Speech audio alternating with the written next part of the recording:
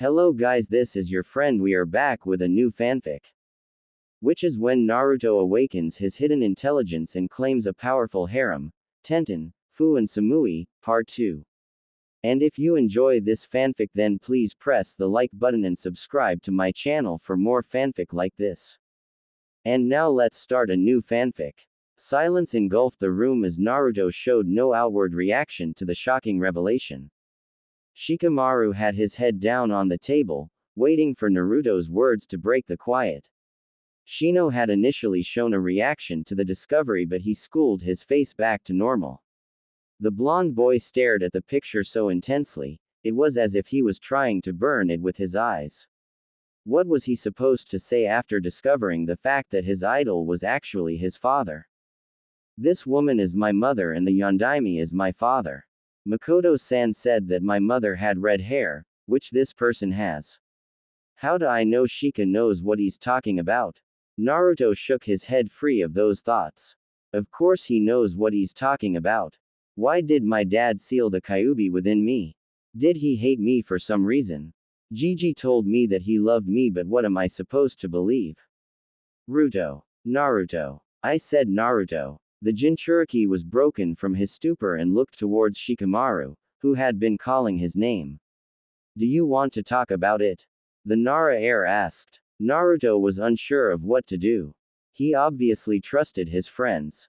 The trust had strengthened further when they accepted that he was the Kyuubi's Jinchuriki. I'll go grab some tea, you want some Shino? Shikamaru got a nod from the Kikaichu user and left the room. Naruto collapsed back onto the tatami floor. Many things had occurred in such a short span.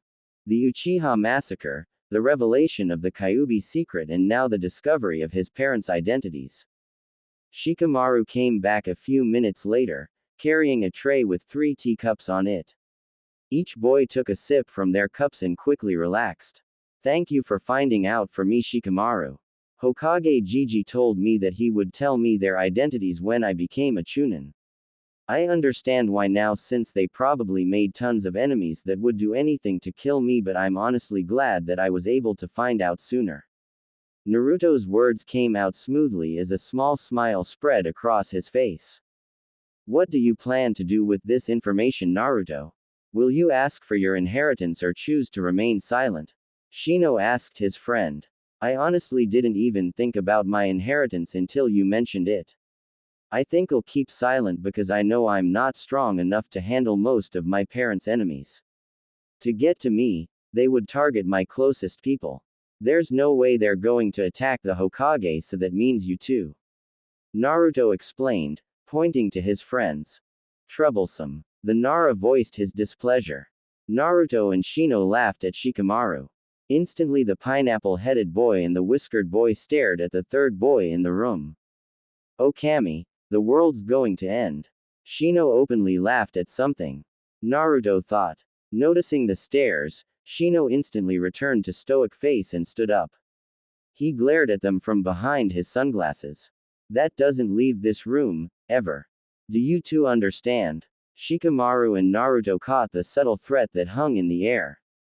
Well, you're right about one thing.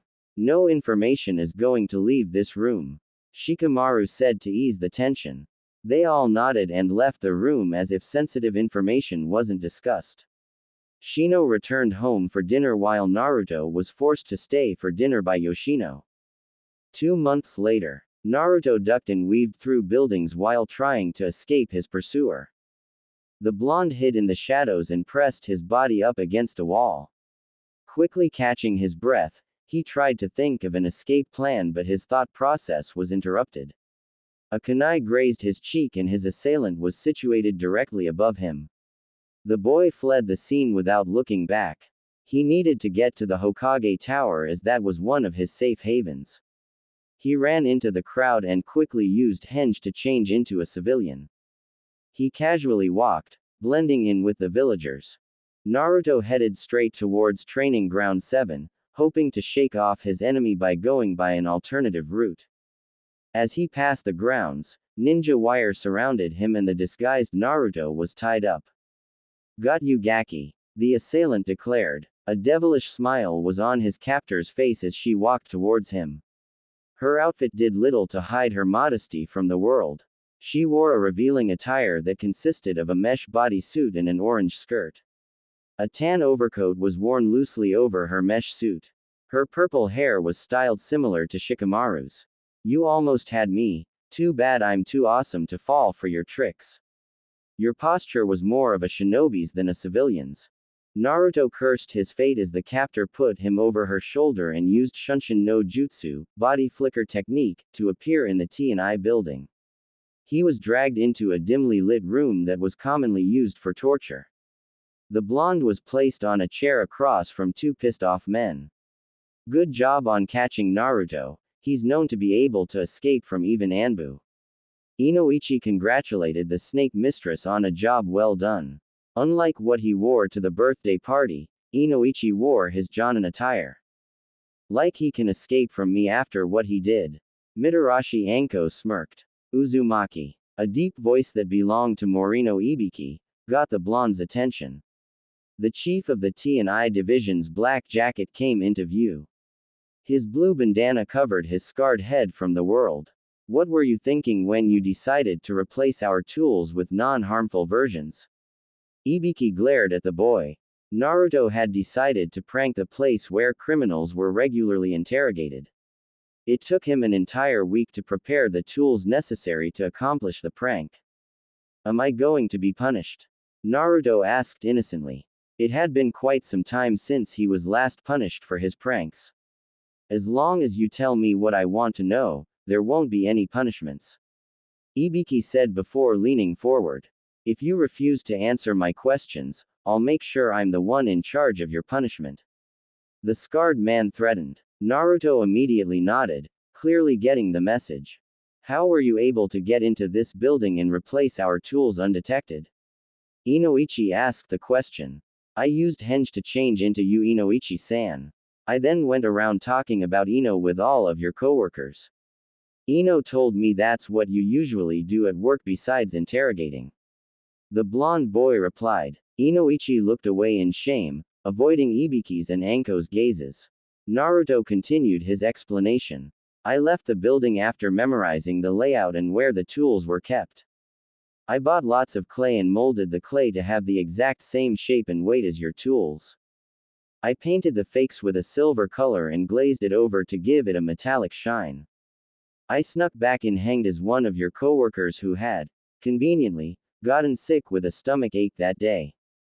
I stole your tools and replaced them with my clay ones before leaving. I got caught by this lady a couple of hours later. The Jinchuriki explained. Also, I should remind you that you weren't allowed to take me in since you have no evidence to use against me. If I didn't confess to my prank, then you guys would be explaining to the Hokage why you unlawfully captured and interrogated a civilian. The boy boldly told them. Why do you believe we didn't find evidence? Inoichi asked since it was true that they didn't find any evidence. Easy, you didn't call Anbu to bring me in. Naruto replied with a smirk. The three interrogators had a huge headache thanks to the little blonde. No wonder no one attempted to capture him if they were even able to find him. Anko, untie him so we can get our tools back. Ibiki ordered as he rubbed his temples to soothe the pain of being outsmarted by a 10-year-old. No need for that. Nawanuke no Jutsu, rope escape technique. Naruto escaped from his bindings and pulled out a scroll. From the scroll, several instruments commonly used by interrogators came out. Gaki, you were able to escape this whole time? Anko asked, bewildered by the kid in front of her. Of course. You aren't the first person who had managed to tie me up. I just wanted to see what it would be like to get interrogated by professionals. Naruto answered while explaining his reason. Inoichi could clearly see that Naruto's thought process was completely different from a normal 10-year-old. Hey, you never did tell me what happened when you used the clay to injure your so-called victims. Anko decided to answer this question. I was scaring the wits out of this guy and he was just about to spill. I grabbed a senbon, intending to stab him in the knee. Instead of drawing blood, the senbon bent from contact. Both the guy and I stared at each other before we started laughing. He laughed. I laughed. I then knocked him out with a punch to the gut and began hearing that everyone else was having the exact same problem. She recapped what happened earlier today. Naruto busted out laughing at their predicament. If there's one thing that we can get out of this, is that we can now psychologically scare our prisoners since they won't be able to tell the difference between the real and fake tools. Ibiki grinned manically for seeing the silver lining in this event. Inoichi and Naruto's sweat dropped at Ibiki's happiness. Man, you guys really know how to scare people. Naruto commented as an idea popped into his head. Do you think I can help interrogate someone? Inoichi was flabbergasted at Naruto's question. Why do you want to interrogate someone, if I may ask? The blonde man inquired, not liking the fact that his daughter's friend wanted to interrogate a person. Naruto smirked before pulling out a scroll that contained the book, Shinobi Basics 101. This book says that a shinobi must always control their emotions out in the field. If you let your emotions get to you, you're more likely to make mistakes. I figured that if I was able to manipulate my opponent's emotions, then I'll have a better chance of winning. Anko and Ibiki smiled at his logic. The ability to get under someone's skin was quite useful. An enemy could get distracted by your words, actions, or even clothing. That was why Anko dressed so scandalously and teased people. Ibiki had a hardened gaze along with an imposing build that deterred enemies. Sorry Gaki, but you have to be a part of the division to actually interrogate someone. Anko replied as she killed Naruto's chances with that. Do you happen to have any books or scrolls regarding the subject? Naruto asked since he wasn't going to interrogate anyone anytime soon. I actually think you have the right mindset regarding controlling your emotions, but I don't think you should try to manipulate your opponent's emotions. If you accidentally misjudge how a person is going to react, then that can mean your death. I have seen people taunt their opponent, only to be dead when their opponent went off in a rage. Inoichi reasoned with the fellow blonde. What Inoichi says is right. You should spend your time observing your opponent instead. Information is very vital to a shinobi due to the fact that any piece of information can save you from death. Of course, not all information is correct, so you'll have to determine which one's real or fake. For example, when you look at me, what kind of fighter do you see? Ibiki asked Naruto. To me, you're mainly a ninjutsu expert that also excels in taijutsu. Naruto answered after looking at Ibiki. Ibiki smirked at the answer. I'm actually a genjutsu expert that excels in ninjutsu. The imposing man replied. Naruto was perplexed because Ibiki didn't seem the type to use genjutsu. Ibiki saw that Naruto was slightly confused. That information is false. I simply wanted to see your reaction.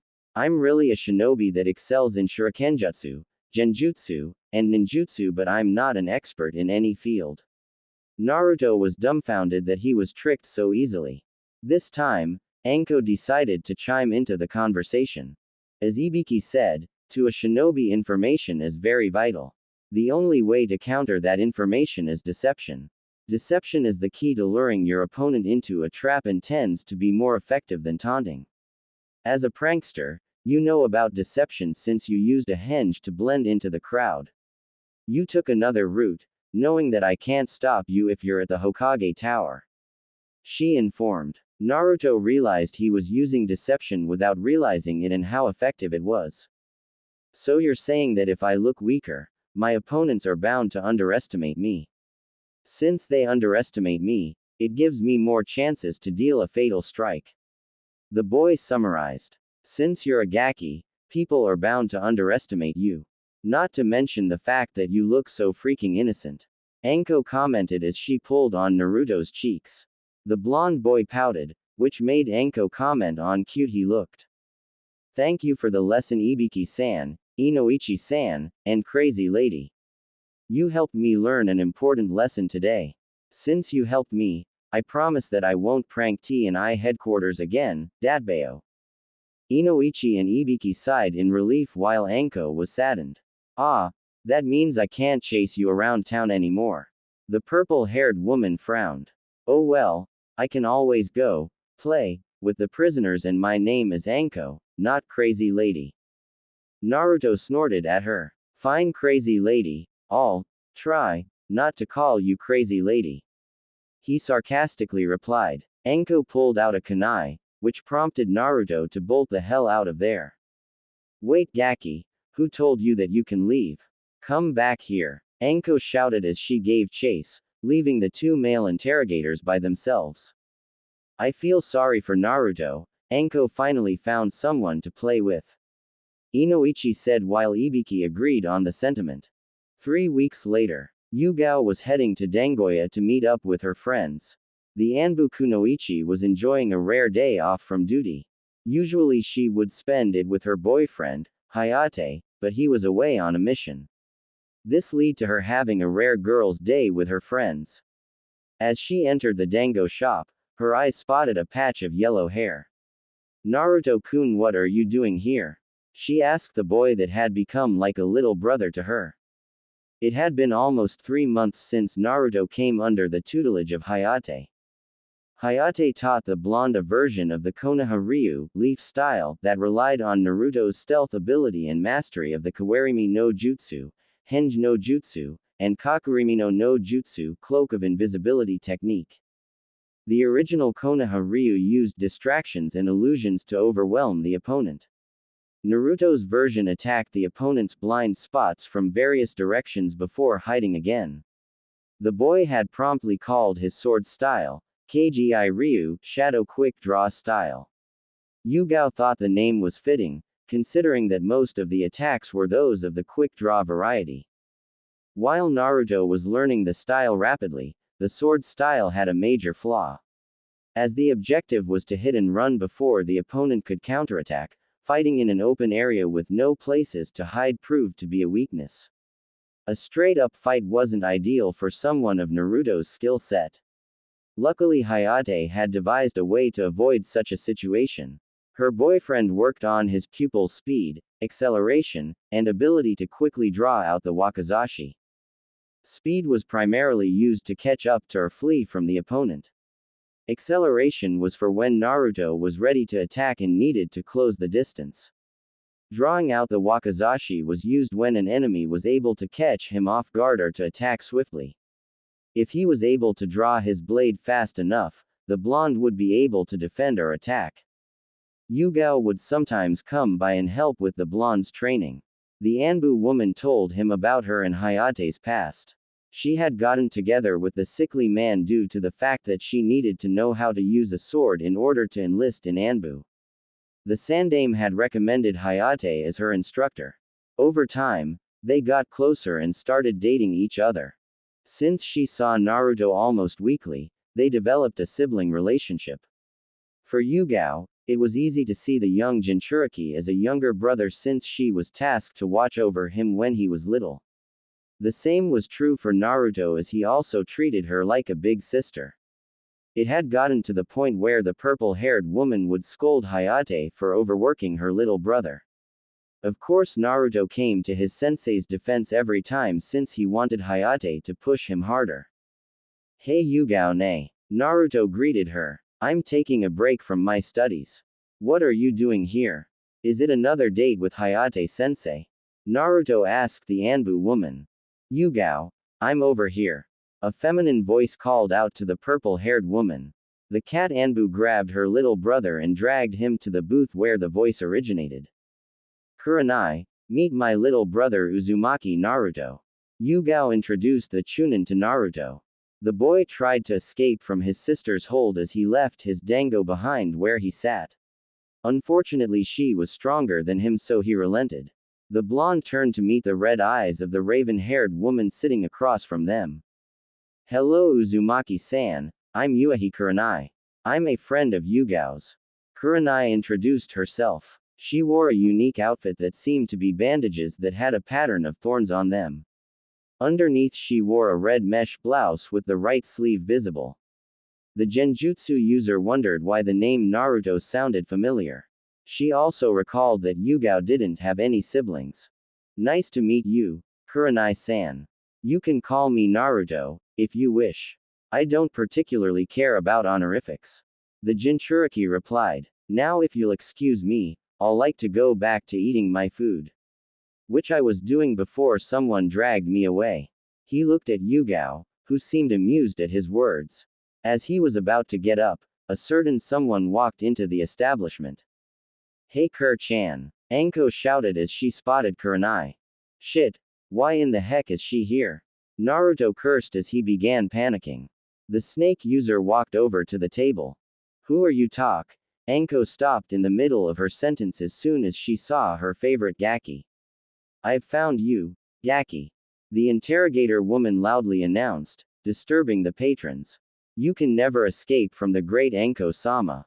As Anko was prepared to leap at him, Naruto knew he had to resort to his newest jutsu. Yugao-ne, this crazy snake lady has been stalking me all over town. Every time I run away, she would throw kunais at me. If one of them managed to nick me, she'll appear behind me and lick my blood. Naruto whimpered out the words as he hugged Yugao. In addition to the kunais, Anko would chase him with snakes as well. This promoted her nickname to change from Crazy Lady to Crazy Snake Lady. I didn't. The Tokubetsu Jonin was about to deny the claims when Naruto cut in. The boy activated his newest jutsu, Koinu no Mi no Jutsu, puppy dog eyes technique. Turning his gaze up to meet the Anbu woman's eyes, he spoke in a scared voice. I'm scared Yugao-ne, can you protect me? Naruto sniveled, tugging at the woman's heartstrings. Yugao melted instantly from her little brother's actions. She placed him behind her and patted his blonde hair as reassurance. An instant later, Yugao's katana was firmly pressed against Anko's neck.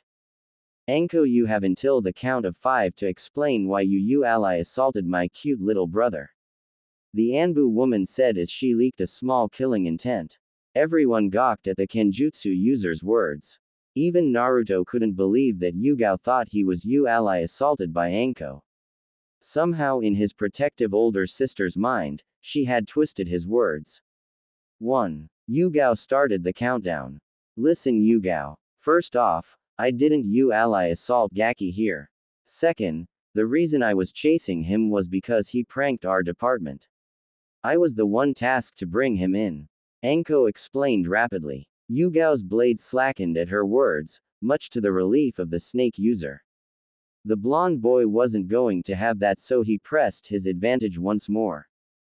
But Yugao-ne, I already went and apologized for the prank. When I was leaving, she started to chase after me for no reason. Ever since, she's been following me around. Naruto whined to Yugao, but he was snickering inwardly. Anko couldn't believe it. The Gaki's freaking acting, but no one else knows that.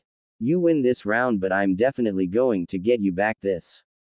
The Tokubetsu Jonin thought. Before Yugao can press the fellow purple-haired female for answers, the earth underneath them shook furiously. What in the world was that? Anko audibly voiced everyone's thoughts. An Anbu came out of nowhere and approached Naruto. Uzumaki-san, the Hokage requests your immediate assistance. It's of the utmost importance. The operative told the boy. Worried about his grandfather figure, Naruto dashed out of the restaurant and towards the Hokage tower. So you're on Naruto duty today, Lynx. Yugao spoke to the brown-haired Anbu with the lynx mask. I'm wondering why you're still here when Naruto has already left. Her eyes narrowed at Lynx, causing him to flinch. The Lynx operative used Shunshin to flee from her wrath. As the Anbu left, everyone went back to their activities. The purple-haired Anbu walked back to the booth where her friends were sitting. Why do you have Anbu watching over your little brother? Kurenai asked as she wondered if Yuga ordered her subordinates to keep watch over Naruto. The Genjutsu mistress wouldn't put it past the Anbu captain considering how protective she was with him in the debacle with Anko earlier. It was originally a volunteer duty because of his status. Yugao whispered to the raven-haired woman. Kurenai was confused at Yugao's words when it clicked in her. Naruto was the name of the boy that contained the Kyuubi. I didn't even recognize him since he wasn't wearing that orange monstrosity. The Chunin confessed. Yugao stuck her tongue out in disgust as she remembered the horrible thing. He lost that thing over a year ago. Where have you been? The Anbu woman inquired. Anko snickered at Yugao's disbelief. The snake lady had just returned after retrieving a plate of dango. Don't blame Chan. She has to keep up her persona of the Ice Queen of Konoha, so she typically ignores everything. Anko explained, her snickering turned into laughter. Kurenai groaned at the title. I hate that name. I don't understand why people call me that. I'm a nice person and I don't ignore everything. The Ice Queen denied. Anko held up 3 fingers at Kurenai. 1. You've rejected every guy that has asked for a date. 2. You glare at anyone who does anything remotely perverted. 3. You never smile when you're out in the town. The Tokubetsu Jonin put down a finger with every reason. Kurenai fumed at her reasoning. It's not my fault that all men are perverts that just want to into my pants. I hate perverts, she retorted. Many men around the elemental nation sneezed at the comment. Anyway, we're getting off track. The Chunin turned to Yugao.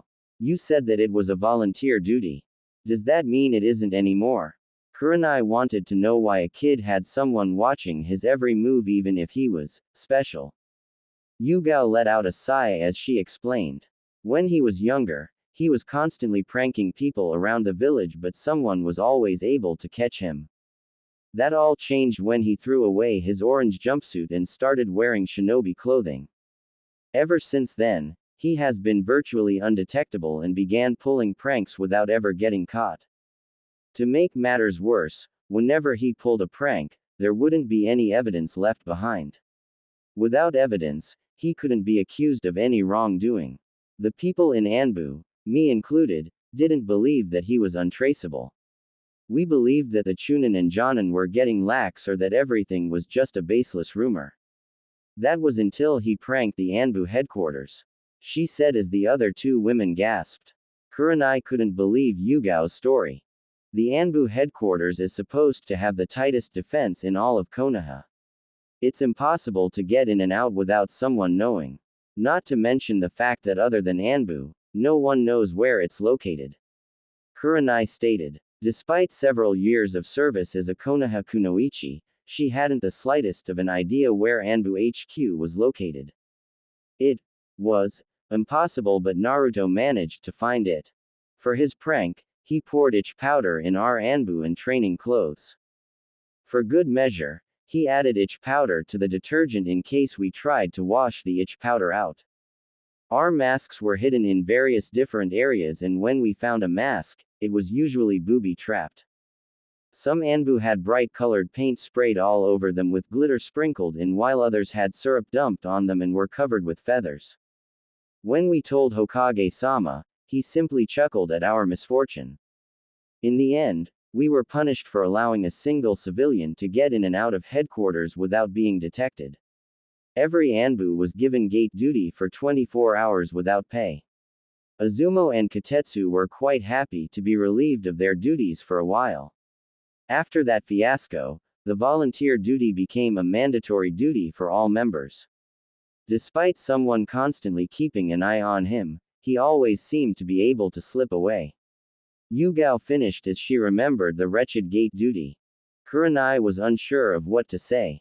And this kid, that was able to hide from highly trained Anbu, is somehow still an academy student. The Genjutsu mistress questioned. He's currently in the bottom 4 of his graduating class. Yugao told them nonchalantly. This shocked Kurenai and Anko, who almost choked on a piece of dango. How's that possible? I expected him to be near the top of the class. Anko commented after drinking some sake to soothe the pain of almost choking to death. Yugao smirked at the girl's reactions. He was actually in the middle of his class before he suddenly plummeted. When I asked him the reason, he told me, before you can fool your enemies, you must be able to fool your allies. Anko grinned brightly. The great Mitarashi Anko, taught him that deception was vital to a ninja, and he obviously took it to heart. She boasted while puffing out her chest proudly, ignoring the fact both Ibiki and Inoichi also advised the boy. Disregarding Anko, Yugao continued to explain why Naruto hadn't graduated yet to Kurenai.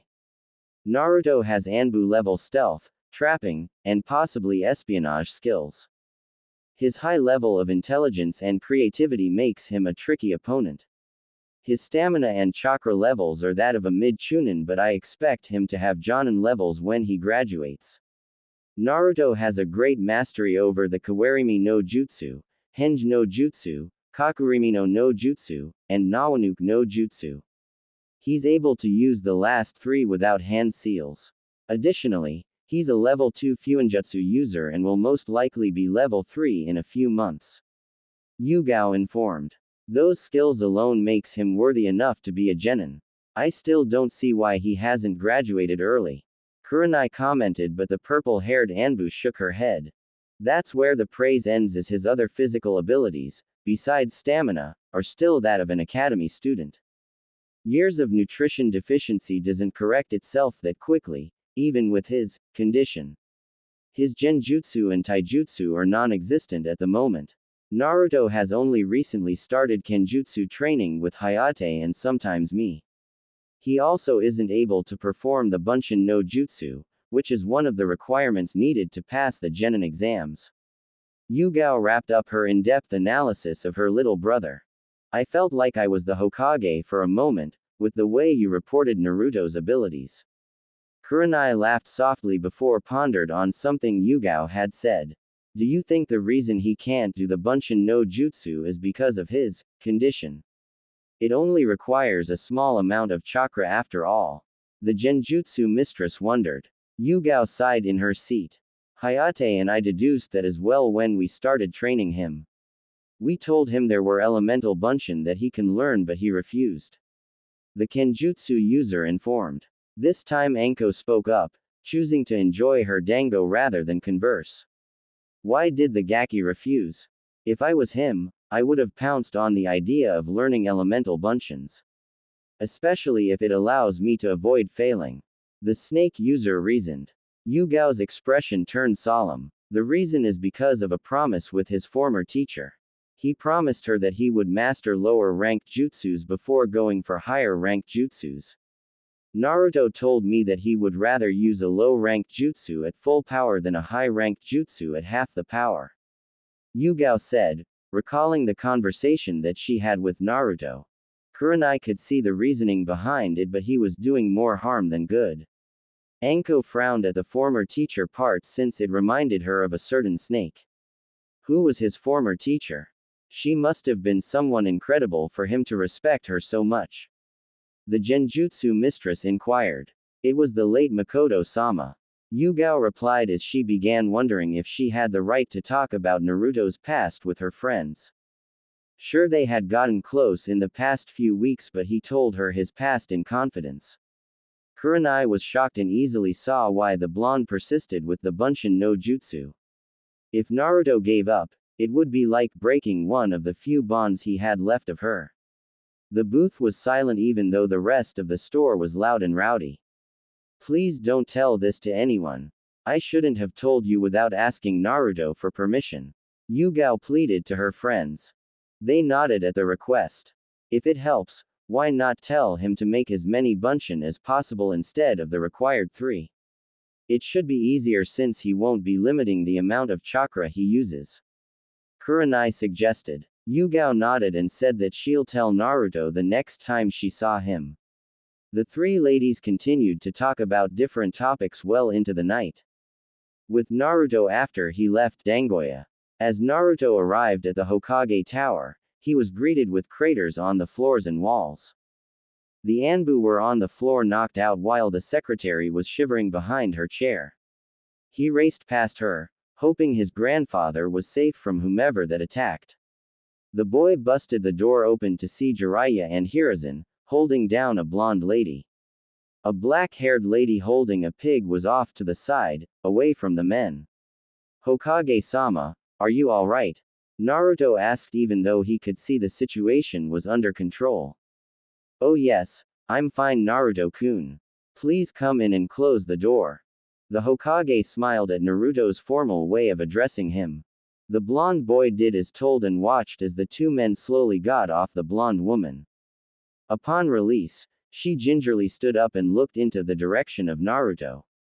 Her blonde hair was tied loosely into two ponytails while her forehead had a unique diamond-shaped mark. Both her gray kimono and the green haori, which she wore over the kimono, were in a disheveled state as she walked towards her fellow blonde. Naruto's eyes were drawn to the green gem necklace around the woman's neck. Looking up at her eyes, he saw a mixture of emotion swirling in them. But the most prominent was that of remembrance. Have I seen this woman before? Only Gigi gives me that look when I visit, like he's seeing someone else in me. Naruto mused before recalling his parents. She must have known my parents. He concluded. Naruto, I want you to listen to me. Hiruzen spoke, drawing the boy's attention away from the woman. The person in front of you is Tsunade of the Sannin and also your godmother. Before you get mad at her, she didn't know that you existed until today. Jiraiya and I hid the truth from her because she wasn't in the right mindset to care for you. Hiruzen explained while nursing the bruises he got from his female student. You didn't know I existed? Naruto asked calmly. Tsunade shook her head no. You were presumed dead along with your parents. I figured that you died since my sensei would have told me if you were alive. At least I thought he would have told me. She scoffed out the last sentence. His godmother sat down on the floor in front of him. Anyways, I should introduce myself. My name is Senju Tsunade, one of the 3 legendary Sannin and the last of the Senju clan. I'm known as the best medic in the world, she said, hoping to give a good impression. Harem is also known as the legendary as she's the worst gambler in the world. Jiraiya butted in. Nobody asked you. Tsunade rebuked her teammate. Clearing her throat, she turned back to her grandson. Now tell me a little about yourself. Naruto sat down on the floor as well. I'm Uzumaki Naruto, the village pariah and one of the few Uzumaki in the world. My dreams are to one day become Hokage and to keep all of my promises. In my spare time, I like to pull pranks, train, and read books. Naruto started out softly but grew louder as he finished. A second later, the black-haired lady sat down next to them. Hello Naruto-kun, my name is Shizune and this here is Tenten. Shizune introduced herself. She was wearing a long bluish-black kimono that was held together by a white sash. Tenten had a dark red jacket and a necklace of pearls. Boohee! Tenten called happily as she stepped to Naruto. The blonde boy pet the pink pig, earning another boohee. I hope I didn't interrupt.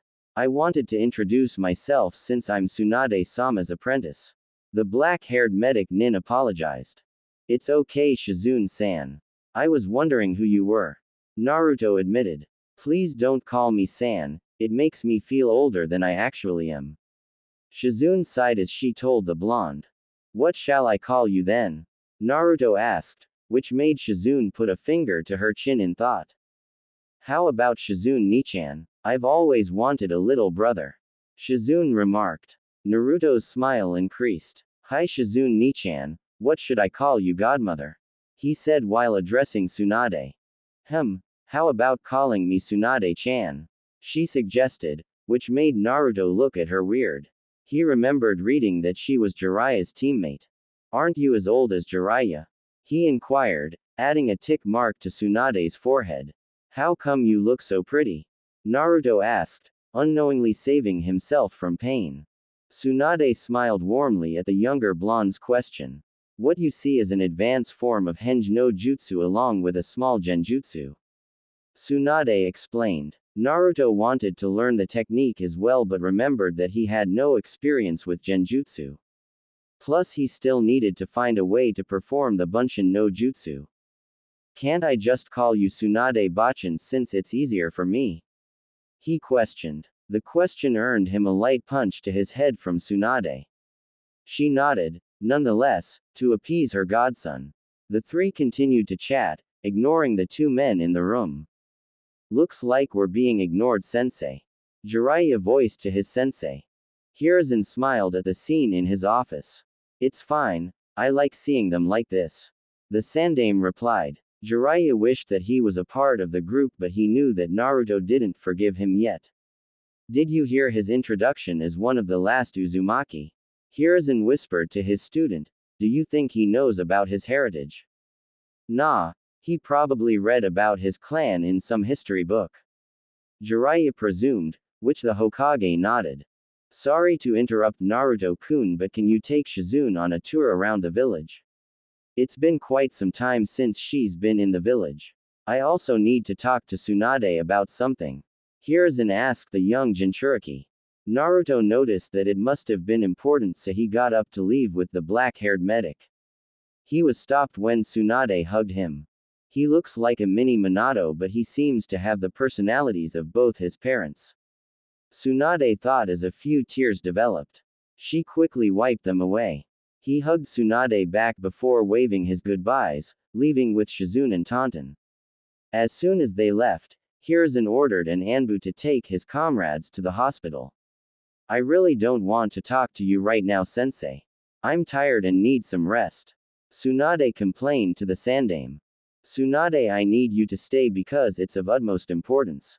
I wouldn't have called you back like this if it wasn't. I also intend to keep my promise regarding the medical program and your debts. However, that talk is for another day. Hiruzen replied, summoning another Anbu. Summon Dog and Lynx to my office immediately, and I want the entryway to be cleaned up. He ordered. The Anbu nodded before leaving to perform his duties. A few seconds later, Dog and Lynx appeared in the room. You called Hokage-sama? The Anbu with gravity-defying silver hair asked. Hiruzen nodded to Dog and then to Jiraiya. The Toad Sage surveyed the room before activating his privacy seals. The reason I called all of you is because my spies en route has informed me that Danzo is meeting with Orochimaru early tomorrow in his underground base. The Sandame informed. Shock could be seen on Jiraiya's and Tsunade's faces. Dog and Lynx were also surprised at the news, but their masks covered their expressions. Sensei, do you know why they're meeting up? Jiraiya asked before curiosity getting the better of him. More importantly, how were you able to get a spy en route? Danzo has everybody under his control because of the cursed seal on their tongues. If anyone with the seal tried to reveal Root's secrets or Danzo's involvement, they would die. The Toad Sage inquired. Jiraiya had tried to find a way to negate the seal, but the men died before he had the time to study the seal. Hiruzen chuckled at his student's confusion. You're correct that a person with the seal cannot say anything, but what if someone was capable of transferring his mind into a body without the seal? The Hokage asked. Sudden realization struck the people in the room. Of course, a Yamanaka would be able to divulge the information to you while also being able to spy on Danzo. The Seal Master said in disbelief. Jiraiya couldn't believe he didn't realize such a simple bypass. Regardless, the reason that they're meeting up is unknown at the moment. The reason I called each of you here is because we're going to kill Danzo and Orochimaru for treason. I'll handle Danzo while Jiraiya will take on Orochimaru. Lynx, you will lead us to the base and direct us to Danzo. You'll then pair up with Dog to take down any Root members. I would have liked for you to spare them since they're simply following orders, but I know that they would come at you with the intent to kill. Retaliate in kind and make sure to flee if you're being overwhelmed. My spies will help when they see the opportunity. Tsunade, you'll stay here and get the hospital ready for us. During that time, you'll also be serving acting Hokage. Should something happen to me, you'll be my successor. Hiruzen explained his plan to the group. Tsunade wasn't happy with the plan. Why am I staying behind while you go off to battle? Sensei, I'm not a little girl that needs to be protected, I'm one of the Sannin. She said defiantly. Tsunade didn't like the idea of them going in without a medic. Tsunade, while you're correct in saying you're a Sannin, how long has it been since you actually fought? Her sensei questioned. Forget fighting, how long has it been since you've trained? As a medic, you know that sense is dull when not actively used. I've been training rigorously for over 3 months to get back in fighting shape, and I know Danzo has always remained in shape even after the war. Orochimaru and Jiraiya constantly hone their bodies during their travels around the elemental nations. Let us not forget that you've developed a fear of blood since the end of the war. The Sandame said, watching her winch. As much of a help you can quickly become a liability the minute you catch sight of blood. You might think I'm being cruel to you, but you must face the facts. I want to correct my mistakes while not making any new ones. I'm not going to my death. I still have to see my grandsons become shinobi before I can happily pass away. Hiruzen smiled kindly, which instantly relaxed the people in the room. All right, sensei. I understand your reasoning. Tsunade yielded. While she was unhappy, the blonde medic understood that she was a potential liability out in the field. I want you guys to come back safe. As long as you come back, then I'll do whatever it takes to heal you. The medic assured. The men was grateful that the world's best medic was at their service. Make sure you come back, sensei. I don't want to be stuck as Hokage. Tsunade said bitterly. Hiruzen nodded, knowing that she was still haunted by the demons of her past. Get your supplies ready and meet up at my estate in exactly 1 hour. We'll plan out our attack and rest before heading off to route headquarters. Hiruzen ordered. The men did exactly as told and quickly left to pack their gear. The fight would be extremely difficult even with the element of surprise. Now Hiruzen simply had to wait for the day to end. When the next day arrived, he would make sure to end his former rival. Next day, early morning hours. 4 figures made their way towards Training Ground 44, or by its more popular name, the Forest of Death. Everyone was in their typical battle outfits while Hiruzen had on his old shinobi outfit. Lynx led them to one of the many entrances into route. Lynx removed the genjutsu that covered the ground to reveal a metal hatch. Jiraiya checked for any seals while Dog checked for traps. After disabling all they could find, the group made their way into the headquarters and navigated through the tunnels. They arrived to a clearing where Shimura Danzo stood. What a surprise to see the Hokage here. How are you on this fair night, Hiruzen? Danzo asked, but was frowning that his rival was in his secret base. The root leader had wrappings covering his right eye and parts of his shaggy black hair. The man had on a white tunic underneath his black robe. No wonder the snake left so quickly. Shimura Danzo, based on reports of child kidnapping and associating with a known traitor, you're hereby sentenced to death. This sentence will be effective immediately. The Sandame cut the chatter as he got into his battle stance. Suddenly 100 root Anbu erupted from the shadows and surrounded the intruders. Deal with the tag-alongs. I'll personally deal with Hiruzen. Danzo ordered. Jiraiya go after Orochimaru. The rest of you stick to the plan. Hiruzen ordered his men as well. Dog and Lynx dashed back to the entrance to get to another clearing while Jiraiya pursued after Orochimaru. The Toad Sage vanished before the Root Anbu were able to intervene. The Root members went after Dog and Lynx, leaving the 2 war veterans alone. Dog and Lynx vs 100 Root Anbu. Dog and Lynx raced back to the entrance and activated the exploding tags that they placed as they fled. Bombs went off and the tunnel collapsed onto itself. Every Root member survived and quickly surrounded the 2 intruders. Mokuten. Ki-Ida no Jutsu, would release. Tree limb technique.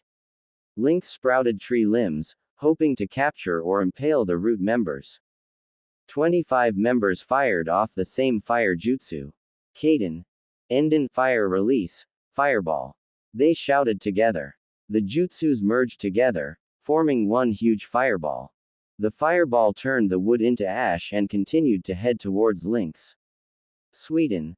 Sujinheki, water release, water encampment wall. Dog announced as soon as he was near Lynx. Dog's jutsu surrounded the duo and was barely able to withstand the attack. They heard a roar and turned around to see a Doryuden, earth dragon projectile coming at them. Dog and Lynx was able to successfully dodge the attacks. They were entirely on the defensive and the enemy wasn't letting up. Raiden. Jabaki, lightning release, electromagnetic murder. Several Root Anbu shouted. Bolts of electricity came from every direction and neither Konoha Anbu had enough time to form seals for a jutsu. Mushi Kame no Jutsu, insect jar technique. A stoic voice called out. Insects surrounded the two Konoha Anbu and protected them from harm. After the technique died down, two young root members stood next to Dog and Lynx. It took you too long enough. Dog said rather lazily, even though he was still surrounded. It was rather difficult to apply my Rinkaichu while everyone was moving around. However, you were able to buy enough time for me to infect everyone. The boy with the stoic voice replied to Dog. As if puppets with their strings cut, the other members of Root fell to the floor in agony. Many bodies twitched before finally succumbing to the microscopic insects. The young Root members took off their masks to reveal Yamanaka Fu and Aburame Torun. Torun fell down to one knee from chakra exhaustion. When the Hokage told us about the spies, I never expected you to be so young. Lynx voiced his opinion. When we were asked to join Root by Danzo's request, the Hokage gave us an espionage mission to discreetly spy on Danzo. Our abilities made it easy to access Root's secrets. Fu explained. Torun stood upright and steadied his breathing. Even the most secure places have insects within them. That includes Root headquarters as well. I am able to talk to other insects, which allowed me to spy on Danzo even though I am not a senior member. Fu would then proceed to enter my mind and memorize what I learned with his clan techniques. When we went on missions, Fu would go into the mind of a random civilian and relay the information to Hokage-sama. Good job you two, but you have new orders from Hokage-sama. You'll lead me to where the kidnapped kids are located. We'll then flee with them and get them treated at the hospital. This was originally Lynx's orders, but that changed when we collapsed the tunnel. Lynx, go assist Hokage-sama immediately. Dog relayed his orders. Lynx merged into the ground and quickly departed from the others.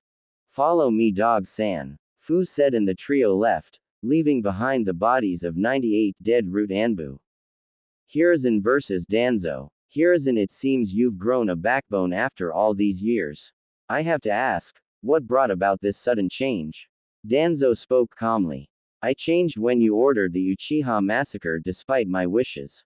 Now enough talk, today I shall bring your life to an end. Hiruzen spat out before throwing 5 shurikens. Shuriken Kage Bunshin no Jutsu, Shuriken Shadow Clone Technique. Instantly the 5 shurikens multiplied to 25 and flew towards Danzo. Futen. Daitapa, Wind Release. Great breakthrough. Danzo released a current of wind that blasted the shurikens aside. Hiruzen, hoping to capitalize on the wind jutsu, released a fire jutsu. Kaden. Ryuka no Jutsu, Fire Release. Dragon Fire Technique. The stream of fire grew in size due to the wind jutsu. Danzo was barely able to escape to his left, but the jutsu was able to burn the bandages on the right side of his face. There, in Danzo's right eye socket, was a Sharingan. Danzo, how do you have the Sharingan? The Sandaime asked before drawing his own conclusions. Who did you kill to steal that? Hiruzen was furious at how low his one-time teammate went in order to obtain power. I acquired this eye before the Uchiha massacre. It was from a powerful shinobi, too bad he escaped before I could take his other eye. Danzo informed nonchalantly. Hiruzen's eyes widened in realization. Shisui's body was never found when he had committed suicide. Danzo, you scum, what made you this power-hungry? The Hokage said in disgust. I thought you loved the leaf, yet you took an eye of one of our shinobi. Hiruzen was sickened by the man. Danzo laughed at Hiruzen. The laughter soon became manically before ceasing. I love Konohagakure, but I believe we belong at the top. Your pacifist ideals make the other hidden villages look at us as if we're weak. That's why I should be Hokage. Under my direction, Konoha would rise over those pathetic weaklings. Danzo replied. That doesn't justify your actions. We're Konoha shinobi who bear the will of fire. Our job is to mentor the next generation to someday replace ours, not for them to be used as mindless tools. The Hokage refuted. Hiruzen was beyond disgusting by this human, no this demon. Shinobis are tools that are meant to be used by their superiors. What's wrong with me using the tools to make me stronger? If I'm stronger then Konoha is stronger, it's as simple as that. Danzo said as if it was the most obvious thing. The conversation ended with that as both men went through hand seals. Danzo finished first and released his jutsu. Fuden. Shinkuaha, wind release. Vacuum wave. Danzo release arcs of cutting wind at Hiruzen's location. Hiruzen slammed his foot into the ground. Doden. Doryu Heki, earth release. Earth-style wall. A slab of rock rose in front of the Sandame. The rock wall was overwhelmed by the wind attack and was sliced to pieces. This, however, gave Hiruzen enough time to dodge and slam his palm onto the ground. Kuchio's no jutsu, summoning technique. Out of the smoke came Hiruzen's summon, King Enma. Not to be outdone, Danzo summoned his own summoning animal. A giant Baku rose from the smoke. Let's go Enma. Henge, Kongonyoi transformation, adamantine staff. King Enma changed into a black staff and was placed in Hiruzen's hands. Hiruzen charged and swung his staff at a variety of angles. Danzo was able to dodge due to the Sharingan's abilities. Eventually the Sandame relentless assault was able to hit Danzo across the neck, making it snap. Danzo turned to smoke and was replaced by a piece of rock from Hiruzen's Doryu Heki. He used Kawarimi at the last possible second to replace himself with a rock. So that means he's currently behind me. The Hokage quickly thought. Danzo's summoning animal began in the air. Hiruzen was placed between Danzo and his summon. Fuden. Shinku Renpa, wind release. Vacuum successive waves. Blades of wind were aimed at Hiruzen. Shit. The Hokage cursed at his predicament but was able to escape thanks to King Enma's quick thinking. The staff grew arms and threw Hiruzen's body into the air. Hiruzen then initiated his own attack. Kage Bunshin no Jutsu. Two solid clones appeared midair beside the caster. The first clone began his attack and was followed by the second. Sweden. Hahenryu, water release. Tearing torrent. Raiden. Gion, lightning release. False darkness. The first clone released a huge torrent of water from his mouth while the second fired a lightning spear from his hand at the torrent. Danzo stopped his attack and tried to dodge when tree limbs restrained him. Mokuten. Mokusatsu Shibari no Jutsu, wood release. Smothering binding technique. A voice came from underneath the ground. Unable to escape, Danzo met the attack head-on. The attack tore Danzo's body into shreds. The two Bunshins in Danzo's Baku puffed out of existence. Just as Hiruzen landed, a kunai pierced through his heart. There stood an exhausted Danzo, with his Sharingan eye turned white. Just as Danzo smiled at his victory over his rival, he was struck through the chest.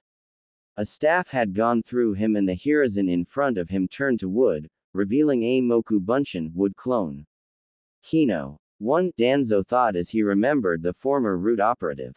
Hiruzen pulled out the staff and Danzo fell to the ground.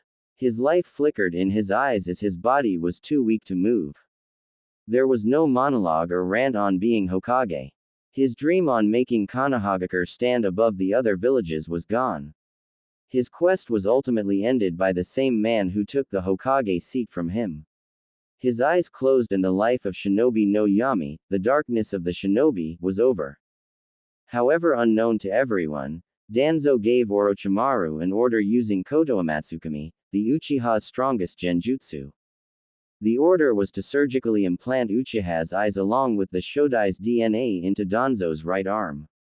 But just as the deal was done, Orochimaru fled with the eyes while promising the surgery another time.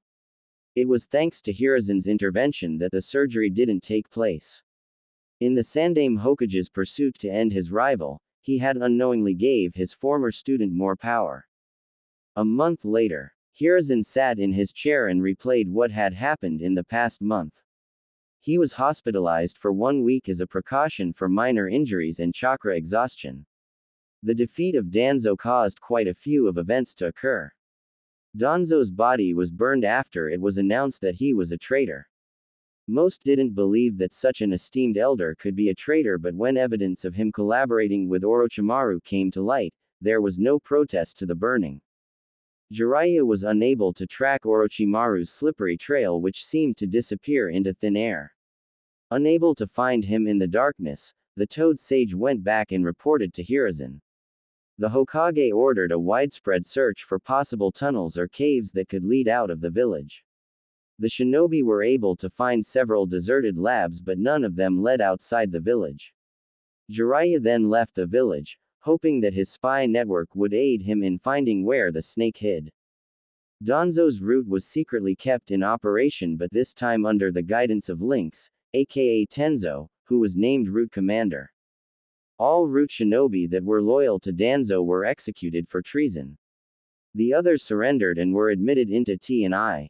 Documents regarding Route's activities were collected for Hiruzen to review. It was amazing that Danzo had put his plans and dealings on paper. Some of the stuff the man had done was frightening. It clearly showed how much he strayed from the right path. He was involved with Hanzo the Salamander to quell a Megacure's rebellion, in hopes that Hanzo would help him invade Konohagakure so Danzo could be Hokage. He gathered, against their will, young children to be put in his program. He would even kill the parents if the child had potential to be used as a weapon. Danzo even made children kill each other to get rid of their so-called useless emotions. He attempted to kill Shisui to steal his Sharingan, but he was only able to steal an eye before Shisui escaped. That explained the real reason why Shisui had committed suicide, to prevent Danzo from acquiring the other eye. In addition, there was a roster of every route Anbu. Even the ones that were killed were listed. Hiruzen checked the list and matched it with his own roster of shinobi. The Sandaime wanted to ensure that no route Anbu loyal to Danzo was alive. He skipped over the ones killed in action as they were dead. Danzo's papers even revealed how the other elders and some civilian council members were persuaded to join his side. This caused Hiruzen to strip those council members of their seats and send them to T&I for questioning. Kaharu and Homura were asked to retire because if the villagers knew that all three elders were involved in traitorous actions, the villagers wouldn't trust the higher-ups. The two ex-elders regretfully retired from their posts and Hiruzen was forced to select new elders. He decided on his two loyal students, Jiraiya and Tsunade. Jiraiya would only be available for council meetings if it was deemed important. Tsunade was chosen because Hiruzen wanted to groom her to be the next Hokage, not that she knew that. Although he didn't want to remain Hokage, he knew he had to teach Tsunade everything that was needed to become Hokage before he retired. The younger kids en route were put into an orphanage and were adopted by the villagers to help them regain their emotions. Two of the kids requested to live with each other instead of with a guardian. Hiruzen didn't like the idea of having kids live by themselves. He was going to dismiss the request when his surrogate grandson barged in. Flashback begins. Naruto had barged into the Hokage's office when he heard that the old man was hospitalized. "Gigi, are you okay?" Naruto asked, ignoring the fact that Hiruzen was with company. "As you can see, Naruto-kun, I'm in good health. I wished that you would have knocked because, as you can see, I have company," Hiruzen said while chuckling at his grandson's antics. Naruto looked at the two boys that looked around his age. The one that seemed older had blue hair while the younger one had black hair. Both boys seemed awfully pale.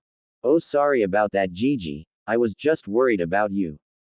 Naruto rubbed the back of his head sheepishly in embarrassment. The blonde boy sat down on the couch so he wouldn't disturb the two guests while he waited. The two guests, seeing that Naruto wasn't leaving, continued the conversation with the Hokage. "Hokage-sama, can you please allow us to live together?" the blue-haired boy asked hopefully. "Sai is like a little brother to me and I don't want us to be separated if one of us gets adopted," the blue-haired boy explained. The black-haired boy named Sai nodded his head in agreement. Hiruzen sighed out loud. He honestly didn't want to separate the two boys, but living without an adult was hard for children that were still in the academy. "I'm sorry, Shin-kun, but it's difficult to live without a caretaker. Finding a place to rent you an apartment would also be quite difficult," the Sandaime informed. Before the blue-haired boy called Shin could respond, Naruto cut into the conversation. "Gigi, they could live in my building since no one else lives there besides me," the young Jinchuriki commented. The two boys looked at Naruto as if he was the savior to their problems. Naruto began pressing Hiruzen even more. Plus, they'll have an orphan stipend until they graduate from the academy, which should be more than enough to live by. I really hope you don't separate family just because they don't have an adult to take care of them. Look at me, I've turned out just fine even with my circumstances. Naruto stressed the word circumstances, hoping to guilt-trip the old man. Naruto's plan worked as Hiruzen felt remorseful for not taking care of Naruto better. The Hokage took a puff from his pipe before blowing it out. Fine, you'll have your wish. The Sandaime said. The two boys looked at each other and smiled. But you'll need to pay rent and attend the academy to become a shinobi. Hiruzen smiled as he thought the conditions were too lenient, but he didn't feel like facing Naruto's wrath. Flashback ends. It was later reported that Shin had a life-threatening medical condition. Normal doctors were unable to pinpoint the reason for his disease and a way to cure it. Luckily, Tsunade wasn't a normal doctor and had seen such a disease in her travels. She was able to successfully cure him and he no longer had to worry about dying from the disease. The medic program that Hiruzen had installed at the hospital not only helped the academy students but the doctors as well. The doctors were better equipped to handle more difficult injuries and diseases, thanks to Tsunade's guidance. The students were taught basic medical techniques like how to use a first aid kit and other simple things that could help a wounded shinobi in the field. Tsunade refused to teach medical ninjutsu to the students because it required good chakra control. She also believed that they needed to be at least genin for them to be worth her time. Hiruzen agreed as chakra control was something their Jonin sensei was supposed to teach them. Hiruzen spun his chair around to face the picture of Minato. I hope I'm doing you proud, Minato. I'm slowly but surely fixing my mistakes. Hopefully I can take care of my greatest mistake before I pass on. The evening sun shined on Hiruzen's rock face on the Hokage monument. Hiruzen smiled as if Minato had asked the heavens to give Hiruzen an answer. 2 years later, Naruto sat on the swing as he watched students walk out of the academy to their parents with their Hitai-8. Of course, Naruto didn't receive his Hitai-8 like the others. After all, he was taking the Genin exams next year. The blonde was actually waiting for Shin and Tenten to come out. Sai, wearing all black shinobi clothing, was sitting next to him on his own swing. He had gotten close to his neighbors and they were like a family. Shin was the oldest, Naruto in the middle, and Sai the youngest. When they had first met, Shin was like Naruto in some ways. Both were hyperactive and loud, but Shin was more absent-minded than Naruto was. Shin would sometimes stumble into things because he would be thinking about other stuff. Sai was the reserved one of the trio. He preferred to draw or read books. He and Naruto shared a common interest when it came to books. Sai was very impressionable, due to the fact that he would take anything a book would say as advice. He had once read a book on nicknames, which stated that giving people nicknames was a sign of friendship. That next day, Sai gave everyone in class a nickname based on their appearances and personality. Naruto had to stop Sai's frankness because he kept saying mean things unintentionally. The blonde had to give his younger brother a book on manners to stop him. Sai apologized, but the damage was already done. Now everyone saw Sasuke's hair as a duck's butt. Strangely enough, Sasuke's fan club seemed to increase after the incident. Sakura now took out her wrath on Sai, instead of Naruto, after Sai had called her howler monkey. Only Sai would dodge her attempts and the pinkett would hit whatever was near Sai instead. She was scolded by Iruka after she broke too many chairs. Naruto's affections for the pink-haired girl had decreased due to the fact that he was constantly training. Most of his time was used to hone his skills or to pull pranks.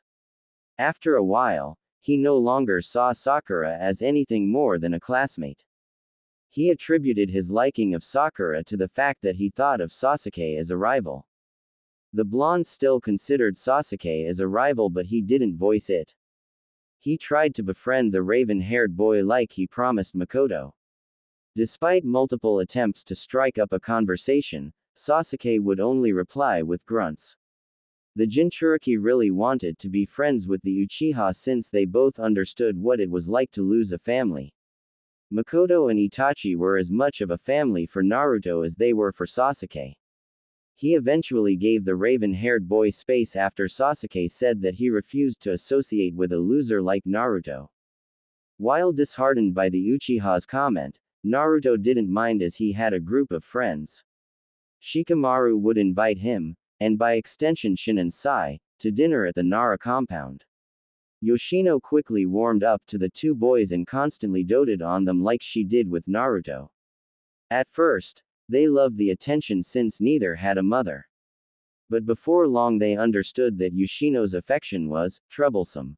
Naruto was now able to beat Shikamaru in shogi but still lost 4 out of 5 times. Shin was too impatient for the game while Sai preferred to draw. The blonde felt confident enough to challenge Shikaku, only to be beaten to the ground in a few moves. The Nara heir smirked as he knew his dad was a difficult opponent. Ino and Choji would often come over to play as well. Choji was quick to open up to Shin and Sai after he saw that Shikamaru had done the same. Naruto's and Choji's eating contests were constantly going back and forth with the Akamichi currently in the lead. Naruto started to train with the big-boned boy at Shikamaru's request.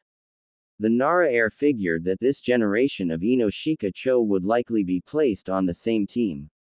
Shikamaru wanted the plump boy to get stronger so that he could do less work. The Jinchuriki knew that Shikamaru just wanted to make sure Choji could handle himself in a fight. Ino, on the other hand, didn't like Sai at all. After Sai had called her blonde howler monkey, she was displeased that she was compared to Sakura. The two girls would constantly fight or scream at Sai, much to the annoyance of the class. The pale boy ignored them while smirking, making Naruto swear his little brother was sadistic. Ino was on much friendlier terms with Naruto and Shin. She was still the co-president of the ever-growing Sasuke fan club though. Hinata had become more outgoing and she stuttered less. The Hyuga girl started to gain confidence from sparring with Naruto. The blonde finally asked why she constantly stalked him every day. She fainted on the spot as Sai came to get Naruto for dinner. She was nicknamed Closet Pervert, courtesy of Sai after the event. Naruto, hoping to not hurt her feelings, told her they were just friends and that he didn't plan on being in a relationship anytime soon. Hinata was disheartened but settled with being a friend. The Hyuga heiress hoped to get stronger to impress both her father and Naruto. Kiba and Akamaru had a strange kind of friendship with the blonde. Akamaru would actively greet Naruto and his friends and was rather close to Naruto. Kiba, on the other hand, refused to associate with the Jinchuriki for some reason. Naruto later found out from Ino that Kiba had a crush on Hinata but she only paid attention to Naruto. Kiba apparently wanted to be friends with Naruto but his pride got in the way most of the time. Shino was Naruto's best friend of the entire group. Although he was great friends with Shikamaru, the Aburame boy understood him better. They were both disliked by most of the populace because of what they carried. Naruto was scorned because of the Kyuubi while Shino was stared at with disgust because he carried Kikaichu in his body. The blonde would often visit the Aburame compound and was generally accepted by the clan. Naruto even met Shino's childhood friend Torun, who had recently came back from a long-term mission. Tenten was Naruto's best female friend. They constantly spar and train together. Naruto taught her Fuinjutsu to incorporate with her fighting style while Tenten worked with Naruto on his Kenjutsu. She quickly became friends with Yugao after she found that the Anbu woman also loved weapons, even if it was only swords. Tenten was ecstatic to meet her idol, Tsunade, but was extremely disappointed when she had met the drunkard. From that point on, Tenten only admired Tsunade's beauty and skills as a kunoichi. Naruto wanted to tell her about the Kyuubi but was afraid how she would react. She was his first true friend and he trusted Tenten. But unlike with Shino and Shikamaru, Tenten was directly affected by the actions of the Kyuubi. He didn't know until the brunette told him about her past. The Kyuubi had killed her parents, leaving her an orphan. Kaguya and Tara had adopted the girl afterwards. Naruto was scared that he would lose her when he revealed the truth. Meanwhile, Naruto's skills were progressing at a nice pace. He had finally succeeded in using the Bunshin no Jutsu after receiving Yugao's advice. He made 70 clones, instead of the required 3, and they didn't come out deformed. The blonde boy was able to use his other jutsus without hand signs after his older sister had pointed it out to him. Yugao told him about chakra memory, which was similar to muscle memory. After using one jutsu multiple times, the body was able to remember how much chakra was needed and how it was molded to activate the jutsu. Hand signs were a way to make the body learn the jutsu faster and to stabilize the jutsu. Generally only E and some D-rank jutsu were used without hand signs since other stronger jutsus required more power and the hand signs helped with controlling that power. Naruto asked Yugao if it was possible to do one-handed signs. Yugao nodded but stated that one must possess amazing chakra control. If the person had lousy control, the jutsu would fail or backfire. Naruto had then began working on the leaf concentration exercise to increase his chakra control. Initially he loathed doing leaf concentration since it reminded of him of the time that Iruka made him do it as punishment. Eventually, the blonde was able to hold 3 leaves on his body for 6 hours. To make the exercise more difficult, he would run while applying chakra to make the leaves stick to him. He had asked Hayate for a more advanced chakra control exercise, but his Kenjutsu sensei said that those exercises were only available to those who were genin and above. Hayate was cured of his coughing problem thanks to Tsunade's medical expertise. It was weird for a while for Naruto and other shinobi to not hear the man cough. Yugao became even more infatuated with his sensei now that he was cured, and at one point, he didn't see them for an entire week. Naruto's training in Kgi Ryu was progressing thanks to the help of Hayate and Shizune. Shizune taught him human anatomy and where the pressure points were located. Using that knowledge, Hayate instructed Naruto on how to strike those areas with his sword. Thanks to his constant training, Naruto's physical abilities was now comparable to most of his classmates. He had now possessed high Chunin stamina. His strength was near the lower half of his classmates as his skill set didn't rely on strength. He wasn't exactly sure where he stacked up against his classmates since he never went all out. He did know that he was weaker than Shin and slightly stronger than Sai when going at full strength. The 3 boys often sparred without holding back. They told him about the old root program, and Naruto remembered that he was also recruited by Danzo when he was younger. They were instructed by Hiruzen to not garner too much attention since their skills were that of a high genin. When Naruto was ready for level 3 in Fuinjutsu training, he sought out Jiraiya for training. The Hokage told him that the Toad Sage had left on an important mission. Naruto sighed and wished he had talked to Jiraiya earlier, even if his godfather was a pervert and Anthat left him alone for 8 years. After all, his father and mother made him his godfather. He must have been important to at least one of them. Naruto hoped that his Jonin sensei would be able to teach him taijutsu, maybe even genjutsu if his chakra control got better. Just as Naruto finished musing, Shin and Tenten walked out of the building. Shin was wearing all black Anbu clothing from top to bottom. Naruto had suggested outfit changes for both Sai and Shin, but they refused. They were used to wearing Anbu clothing because of their time en route. Shin's Hitai was wrapped tightly on his left bicep. Tenten wore a pink kipao blouse as her top and dark green pants covering her legs. Her Hitai was tied to her forehead, with the cloth being a darker shade of blue than her shinobi sandals. The quartet quickly left and went to Tenten's house for a celebration for the 2 new Konoha ninja. Tenten hoped she had a cool sensei and team. Naruto already knew that Shin enlisted in the new root program since he had many comrades there. The requirement for joining the root program was unknown since it technically didn't exist. Shin was allowed to enroll because he was a part of the old program. The new root ninjas were trained in espionage and were usually on missions outside the village. This allowed the Anbu to concentrate their forces inside the village. Root Anbu even served as backup members on difficult missions or when a squad requested reinforcements. The program was only known to Chunin level and higher shinobi. It was kept from public knowledge to ensure that there wouldn't be any backlash. Sai had wanted join at the same time as Shin, but the oldest brother urged him to spend more time with his friends.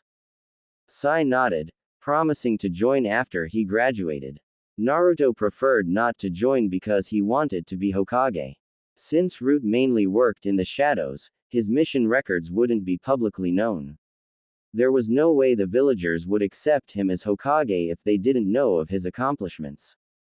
Plus he doubted that would enjoy staying away from the village, where most of his friends were. The families of the new graduates celebrated as their kids had joined the ranks of Konohagakure shinobi. In another year, Naruto would also be a genin. 10 months later, Naruto was jogging around the village in the early morning hours when he spotted two silhouettes from a distance. As he got closer, he saw two males walking on their hands. It was hard to miss them due to the fact their outfit was green spandex. The only redeeming feature of the outfit was the orange leg warmers, at least according to Naruto. "Look, Lee, someone else is exercising on this youthful morning." The older man beamed to his disciple. "Yosh, Guy-sensei. This person is worthy in becoming my rival." The younger version proclaimed to his sensei. Lee jumped from his position and landed in front of Naruto, stopping the blonde from moving forward. "Hello, my name is Rock Lee. May I have your name?" Lee asked while he held out his hand. "Uzumaki Naruto. Nice to meet you, Lee, but I need to finish my jog." Naruto shook Lee's hand, hoping to flee from the green spandex boy. Lee's bushy eyebrows were sending chills down his spine. However, Guy stopped the blonde by placing a hand on Naruto's shoulder. "Ah, you must be young Naruto, whom our Tenten talks about. It seems that you're a very hard worker, just like she told us," Guy commented. Before Naruto said another word, Tenten came running up to the group. "Guy-sensei, you're late for the team meeting. What are you doing?" Tenten asked when she spotted Naruto. "Naruto, what are you doing here?" the brunette wondered. Naruto answered with his own question. "These two are a part of your team," he said, pointing to Guy and Lee before continuing. "I thought you said that your sensei and teammates were super cool." Guy and Lee smiled brightly, causing Naruto's eyes to flinch in pain. "Did you hear that, Lee? Our youthful Tenten told her friend that we're cool. I'm one step closer to beating my rival Kakashi in coolness now." Guy shouted out. "Hi, Guy-sensei. I think that Tenten was embarrassed by our coolness, so she only told her friends." Lee added on. "Lee. Guy-sensei. Lee. Guy-sensei." This image of two males in green spandex hugging each other with tears falling from their eyes was horrifying. Naruto had lucky closed his eyes because the sunset genjutsu soon came into effect.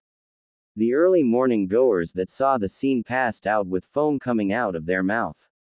Tenten simply cringed because she had seen the image many times, too many by her count. "Naruto, I hope you understand why I lied to you," she whispered. Naruto nodded and placed a hand on her shoulder.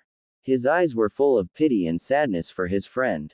"Tenten, I'm sorry. I don't know how you can deal with them," Naruto replied, trying to console her while giving her a reassuring smile.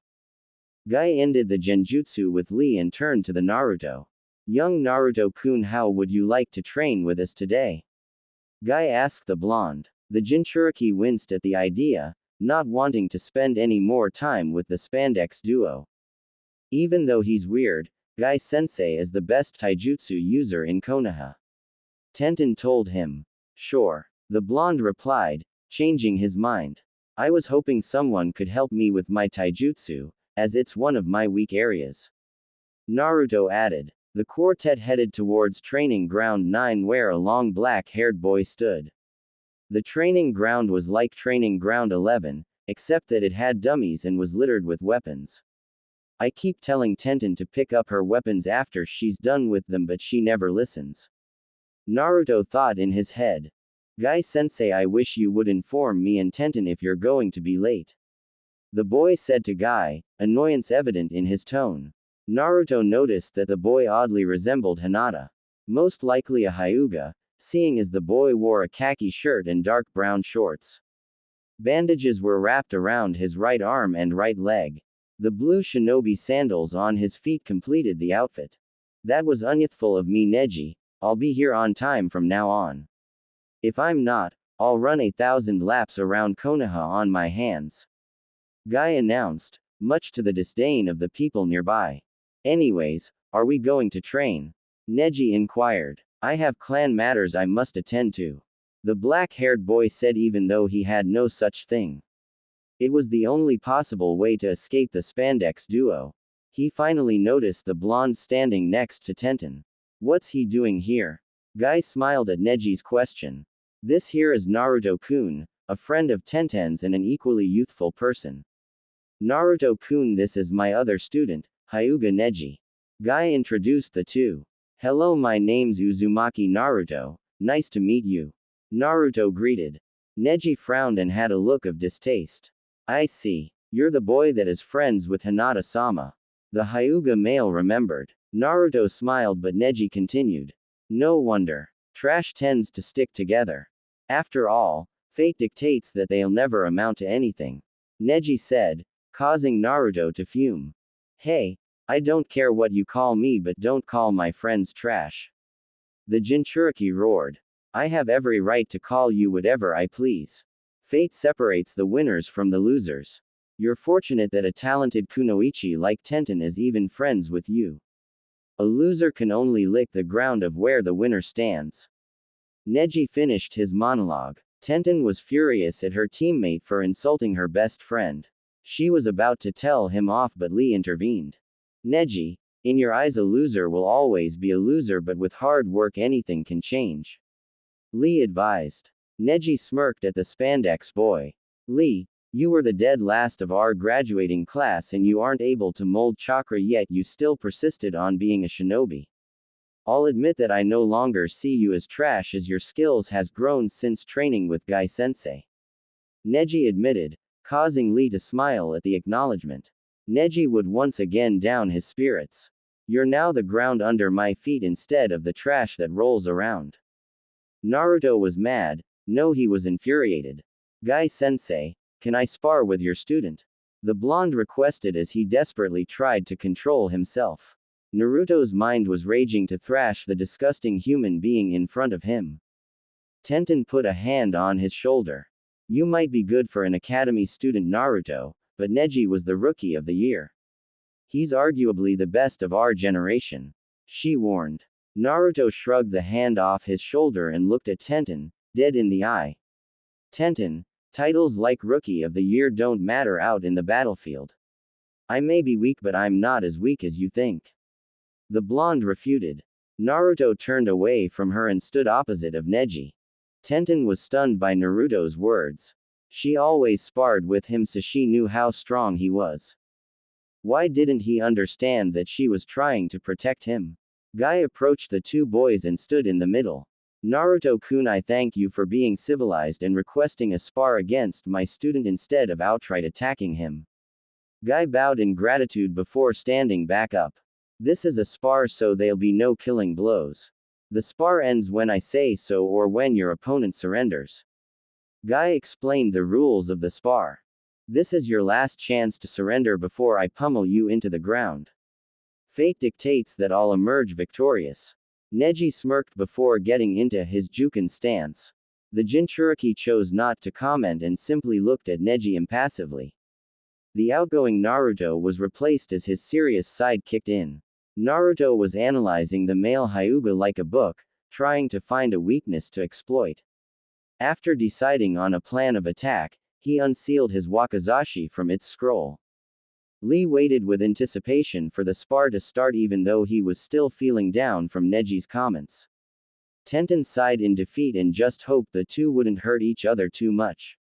Guy raised his hand up and after a tense moment dropped it saying, Hajime. Naruto versus Neji. Neji and Naruto both stood there, waiting for the other to attack. Neji was obviously not taking this seriously as he didn't even activate his Byakugan. Naruto decided to take the initiative and try to capitalize on the fact that he was being underestimated. Bushin no Jutsu. In an instant, hundreds of Narutos filled the training area. Such a useless technique when faced with Byakugan.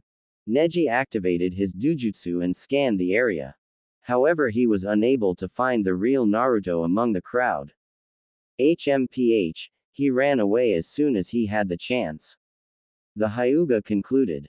Naruto suddenly appeared in front of Neji, with his back to the Hyuga.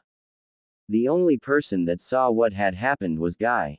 After making the numerous bunshin, Naruto used Kawarimi no Jutsu to replace himself with one of the abundant shuriken on the ground. The shuriken the blonde chose to replace himself with was more than 50 feet away. Guy concluded that Naruto had experience with fighting the Byakugan to know some of its limits. Naruto then applied chakra to his feet and sprinted to attack Neji. To knock Guy out of his thoughts, Naruto slid his wakizashi back into its sheath. Kgi Ryu. Makajuki, Shadow Quick Draw Style, Crescent Moon. The Jinchuriki whispered out. When the blade was fully in the sheath, blood sprayed out from all over Neji's back. A crescent strike was etched into his back and red liquid was dripping out of the wound. You shouldn't have underestimated me. If we were allowed killing blows, you would be dead right now. Naruto said with no outward emotion. Tenten had never seen her friend like this before. Every time they had sparred, there was always a smile on his face.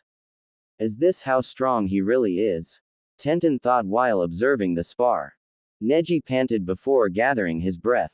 So even a loser can injure me, I'll make sure you'll never hit me again. The Hyuga arrogantly commented even though his back was dripping blood. Naruto put his hand up to activate a seal. Neji saw this and noticed that there was a paper seal on his back thanks to Byakugan. Looks like you've noticed my seal on your back. Naruto said as he smiled at Neji. Too bad you noticed it too late. You lose, Neji. Naruto activated the seal and light surrounded Neji. The male Hyuga was blinded by the sudden light, forcing him to deactivate his Dujutsu. Kgi Ryu. Sabama no Mure, Shadow Quick Draw Style, Swarm of Swallows. Naruto rapidly slashed Neji's body dozens of times. When the light dissipated, Naruto was slowly sheathing his blade while Neji stood there frozen. As soon as the wakizashi returned into its scabbard, red liquid splattered into the air. Naruto bent down to face Neji, who had fallen to the ground. This so-called trash just defeated you. If what you said was true, then what are you now that you lost to trash? Your so-called fate didn't help you win even though you said it would. You said that fate dictates life, then why not change it? You didn't try to change it because you're a coward. You took the coward's way out and wallowed in self-pity and arrogance. Naruto then got up and apologized to Guy for hurting his student before leaving the training ground. Neji laid there with his face on the ground, thinking about Naruto's words. Guy sat down next to his defeated student. Neji, everyone here believed that you were strong, much stronger than Naruto-kun. Guy comforted the Hyuga. The only one who didn't believe that was Naruto-kun. He was able to beat you because you were arrogant and underestimated him. I hope you learned an important lesson today and think about the words that he told you. Guy said in a serious tone, unlike his usual exuberant self. Is it possible to change fate? He was obviously weaker than me yet he was able to win. I may not know if fate could be changed but I'll at least try from now on. Neji thought as he reached a self-realization. Hi Guy-sensei. Neji said with a rare smile on his face. Yosh. I'll also make Naruto-kun my eternal rival. Lee shouted at the top of his lungs. The spandex duo then carried Neji to the hospital but not before telling the stunned Tenten that she had the rest of the day off. Guy also told her to tell Naruto that he was welcome to join in their training. Tenten nodded before running off to catch up to her best friend. The weapon mistress didn't need to run far as Naruto soon came into view. Naruto, wait a minute. The brunette shouted as she grabbed Naruto by the arm, stopping him from going any farther. Naruto's eyebrows arched up in confusion. What's up, Tenten? Naruto asked his friend. What was all of that, Naruto? I've never seen you move like that before. Tenten asked since every time they had sparred, Naruto never displayed such skills. Well, to be honest, I didn't want to attack the stick up the Neji like that. Naruto rubbed the back of his head in embarrassment. He made me so mad for insulting my friends. I don't care if he talks about me, I'm used to it. But when he talks about my friends, it's a different story. So I wanted to pummel him and make him regret it. Those attacks are mainly used to severely injure or kill my opponent. I would never use them against my friends. The blonde admitted to his best female friend. Tenten sighed for the second time today and approached Naruto. Why is he always so selfless? He never thinks about himself. It's an admirable trait, yet why does it feel so sad? Tenten thought as she wrapped her arms around Naruto. Naruto was surprised by the action, but he hugged her back. They stood there together for a brief moment until a booming voice rang throughout the village. Look, Guy-sensei. I told you Tenten embraced your teachings of youth. Lee shouted from a hospital window. Yes. Guy replied. You're right, my student. Youthful Tenten is just too shy to show it. Guy then flashed a nice guy pose towards Tenten and Naruto. Lee followed the action and his teeth twinkled. The blonde and brunette blushed and quickly separated from each other. A nurse came by and told them to leave since they were disturbing the patients. Naruto and Tenten laughed as the nurse chased Guy and Lee with a clipboard, held over her head ready to strike. Graduation day, 2 months later. Naruto sat there anxiously as the rest of the class came into the room. Some were nervous while others just wanted to get the exams over with. Naruto waited his turn for the ninjutsu part of the exam. The boy answered enough questions on the written part to pass. He was able to pass the throwing weapons test with ease. In the taijutsu portion, Mizuki went up against Naruto. The blonde was able to win using a style that Guy taught him. Guy taught Naruto as promised, and after seeing Naruto's horrible taijutsu, was motivated even further. The blonde's taijutsu was called Sufudo Sabama, Swift Swallow. It was an original style inspired by Naruto's Sabama no Mure attack. It was an evasive style that used Naruto's instincts and limber body to dodge attacks. The blonde would dodge or parry before attacking different areas of the body. The style fitted the Jinchuriki to a T since he knew many of the pressure points of the human body. It was thanks to Neji, however, that the style had been formed. After being discharged from the hospital, the Hyuga wasn't as pessimistic, nor did he belittle others like before. While he was still serious, Neji smiled more. When Guy asked Neji for advice, Naruto was sure that the Hyuga male would refuse since the Juken was a clan technique. Instead, Neji instructed the blonde on how the Juken worked, and in return, Naruto would spar with Neji. The Hyuga teen wanted to see how the Juken stacked against a style similar to it. Naruto constantly had his Tenketsu points closed since Neji never went easy. Eventually Naruto was able to parry Neji's attacks but still couldn't land a hit. The new style would take time to perfect since it was new. Neji acknowledged that Naruto might one day be an equal to him and Lee in taijutsu.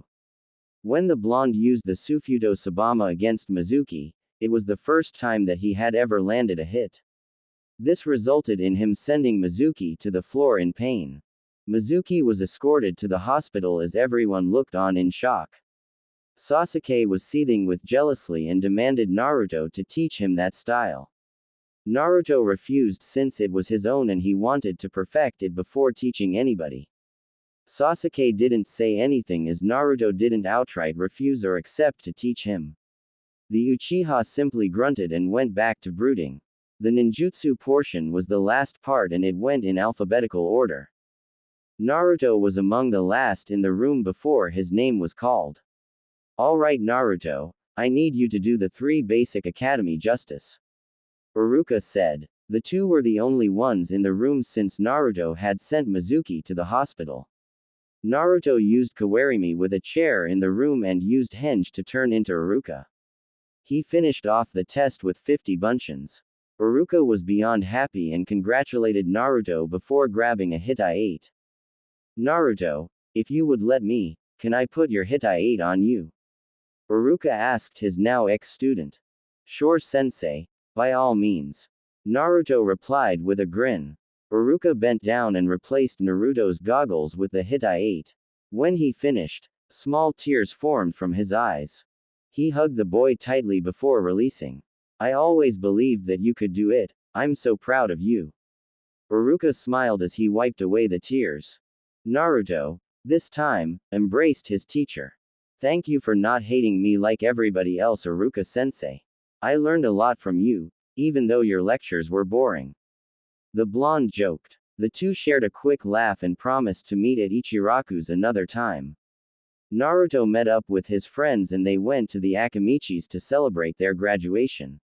It was a festive day and around nighttime, Naruto left the compound to talk to the Sandame. He entered the room to find a limping Mizuki with a large scroll in his hands. Look at my luck. Just before I leave the village, I get to kill the demon brat. Mizuki grinned evilly while placing the forbidden scroll down. So you're a traitor, Mizuki-tem. I always thought your smiles were fake. Let me ask you a question before you die, who are you working for and why? Naruto asked but went into his taijutsu stance. Mizuki laughed hysterically at the boy. Who are you to ask me those questions? The traitor mocked. Since you're going to die anyway, I'll indulge in your last wish. I work for the great Orochimaru-sama and he promised me power to match even the cages. Mizuki confessed to Naruto. There's no way you could do this alone. You're too stupid for that, who's helping you? The blonde inquired, trying to goad Mizuki into revealing more information. I'm not stupid, you fucking demon. The ex-teacher yelled. Wait, why are you so calm when I'm about to kill you? Mizuki's eyes narrowed in suspicion. Damn, I was hoping to get more information out of you. He's all yours, Anbu-san. The Jinchuriki called out. At Naruto's words, an Anbu appeared from the shadows and captured Mizuki with ninja wire. Mizuki didn't have time to react as the Hokage came into the room. Anbu, take the traitor to the T&I building and give me a report on all the findings. Hiruzen told the Anbu, who immediately left. The Sandame sat down in his chair and faced his surrogate grandson. Looks like you graduated, Naruto-kun. Congratulations on becoming a genin. The Hokage congratulated his newest genin. His face then warped into one of seriousness. Good job on getting Mizuki to reveal information, but how did you know there was an Anbu nearby? He asked Naruto. Naruto gave a wide grin. I just figured that there would be one nearby since an Anbu usually follows me around. Luckily I guessed right and Mizuki was apprehended without me lifting a finger. The blonde explained. Oh, I won't be committing any more pranks so you can tell them to stop tailing me. The new genin added. Hiruzen's sweat dropped at the boy. Naruto had knew about the Anbu tailing him and the reason why they did. Ignoring that last sentence, you shouldn't have provoked an enemy shinobi. He warned. I'm pretty sure I could take on Mizuki, but I'll be more cautious next time. Naruto nodded and thanked his grandfather for the advice. Anyways, Naruto, you'll receive partial pay for a B rank mission for your assistance in apprehending Mizuki. This won't go on your record as you're not officially a genin until you see your Jonin sensei. Hiruzen mixed some truth with the lies to prevent Naruto from knowing about the official genin test. Okay, Gigi. I just stopped by to tell you I graduated, but I see that you're going to be busy, so I'll leave. Naruto said while saying his goodbyes to the Hokage. When Naruto left the room, an Anbu shunshin into the room. What's the status of Mizuki, dragon? Hiruzen asked the Anbu commander. Mizuki has revealed everything after he was interrogated by Ibiki. Inoichi mind-walked into Mizuki to confirm that he's telling the truth. He has ties with a spy of Orochimaru, a genin named Yakushi Kabuto. Kabuto's currently working at the hospital.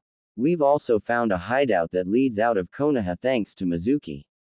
Dragon finished his report. The Hokage recognized the name Kabuto and scanned Danzo's route roster. I want a team to capture Kabuto but proceed with caution.